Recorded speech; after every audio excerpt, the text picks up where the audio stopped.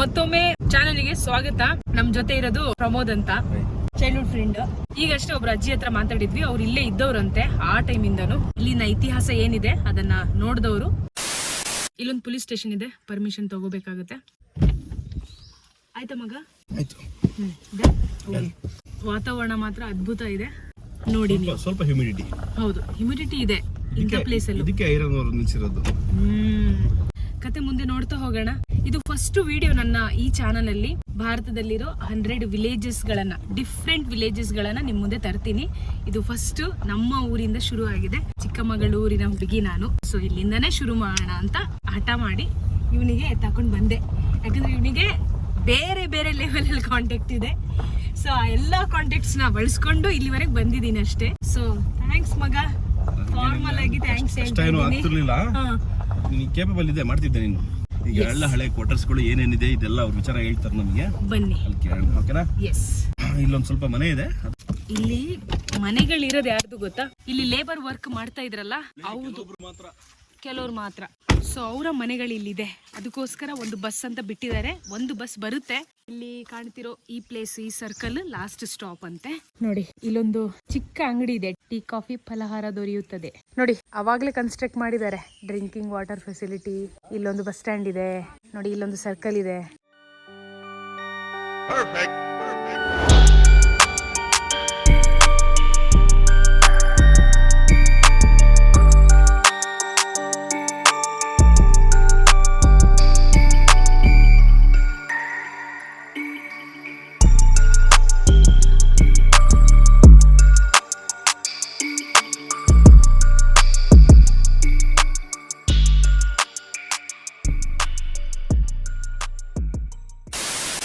ವರ್ಷದಿಂದ ಇಲ್ಲೇ ಇದ್ದೀರಾ? ಹಾಗಾದ್ರೆ ಈ ಊರಿನ ಇತಿಹಾಸ ನಿಮಗೆ ಚೆನ್ನಾಗಿ ಗೊತ್ತಿರುತ್ತೆ.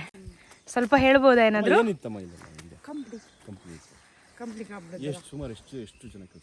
ಅಲ್ಲಿ ಹೋಗಬೇಡಿ, ಒಂದು 400 ಜನ ಬರೀ ಲೇಬರನ್ನೇ ಇದ್ರು. 400 ಜನ ಕಾಂಟ್ಯಾಕ್ಟ್ ಮುಖಾಂತರ 5,000 ಜನ ವಾಸ ಇದ್ರಲ್ಲ. ಇದೆಲ್ಲ ಇದು ಕನ್ನಡ ಸ್ಕೂಲ್. ಇದು ಕನ್ನಡ ಸ್ಕೂಲ್ ಇತ್ತು. ಅಲ್ಲೇ ಗಿರ್ಜೋತಿ. ಇದು ಶಾಲೆನಾ? ಓ, ಇದು ಶಾಲೆನಾ? Central school, CBSE school. ಅವಾಗ್ಲೇ ಸ್ಟ್ಯಾಂಡರ್ಡ್ ಆಗಿ ಬಿಲ್ಡ್ ಮಾಡಿದ್ರು ನೋಡಿ ಅಲ್ಲ. ಅಲ್ವಾ? ಕನ್ನಡ ಶಾಲೆ ಅಂದ್ರೆ ಆ ಕಡೆ ಅಲ್ಲಲ್ಲಿ ನಾವು ದೇವಸ್ಥಾನ ಹತ್ರ ಅಲ್ಲಿ ಹೋಗ್ತೀವಲ್ಲ, ಆ ಪಕ್ಕದಲ್ಲಿದೆ. ಗಿರ್ಜೋತಿ ಸ್ಕೂಲ್ ಅಂದ್ರೆ ಅವಾಗ್ಲೂ ಎಂತ ಮಲ್ತಾ ಧೋರಣೆ ಇದೆ ಅಂತಂದ್ರೆ, ಕನ್ನಡ ಶಾಲೆ ಮಾತ್ರ ಅಲ್ಲಿ ಸಣ್ಣಕ್ಕೆ, CBSE ಇದು ಸೆಂಟ್ರಲ್ ಸ್ಕೂಲ್ ಮಾತ್ರ ಎಂಪ್ಲಾಯೀಸ್ಗೆಲ್ಲ ಇಲ್ಲಿ, ಲೇಬರ್ಸ್ ಎಲ್ಲ ಅಲ್ಲಿ ಓದ್ತಿದ್ರಲ್ಲ. ಎಂತ ಅನ್ಯಾಯ ಆಗಿನ ಕಾಲದಲ್ಲಿ ನಡೀತಾ ಇತ್ತು ಅಲ್ವಾ? ಅಲ್ಲೇ ಓದಿದ್ದು ಕನ್ನಡ ಸ್ಕೂಲ್. ನೀವೆಲ್ಲ ಈಗ ಏನ್ ಕೆಲಸ ಮಾಡ್ತಾ ಇದ್ದೀರಾ? ನಾವು ಕಳಸ, ತೋಟದ ಕೆಲಸ, ಎಸ್ಟೇಟ್, ತೋಟ ಎಸ್ಟೇಟ್ಗೆ ಏನಾದ್ರು ಕೆಲಸ ಕರೆದ್ರೆ ಅಲ್ಲಿಗೆ ಹೋಗ್ತಾ ಇದ್ದೀರಾ. ನೀವು 50 ವರ್ಷದಿಂದ ಇಲ್ಲೇ ಇದ್ದೀರಾ? ಇಲ್ಲಿನವರೇ ನೀವು? ಹುಟ್ಟಿ ಇಲ್ಲೇ ಮದುವೆ ಮಾಡಿ. ಓಕೆ. ನಿಮ್ದೊಂದು ಕಾಲೋನಿ ಅಂತ ಇದೆ ಅಲ್ವಾ, ಲೇಬರ್ಸ್ ಕಾಲೋನಿ?